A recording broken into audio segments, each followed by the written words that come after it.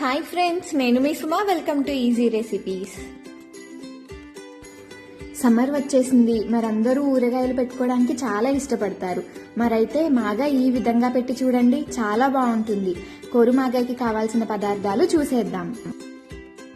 Medium size పచ్చి మామిడికాయ 1, కారం 2 table spoon, salt 1.5 table spoon, ఆవపిండి 2 table spoon, oil 4 table spoons. ఆవపిండి ఫైన్గా గ్రైండ్ చేసుకోవాలి. కోర్స్గా గ్రైండ్ చేసుకుంటే పచ్చడికి చేదొస్తుంది. ముందుగా మనం తీసుకున్న మామిడికాయని కోరుకుని ఒక బౌల్లోకి తీసుకోవాలి.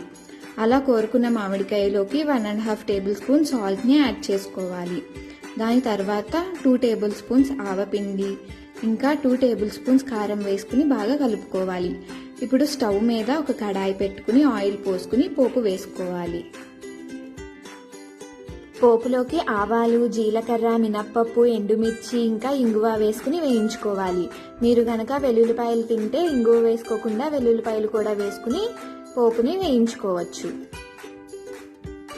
ఈ పోపు బాగా వేగిన తర్వాత మనం ముందుగా కలిపి పెట్టుకున్న మిశ్రమంలోకి ఈ పోపుని యాడ్ చేసుకోవాలి.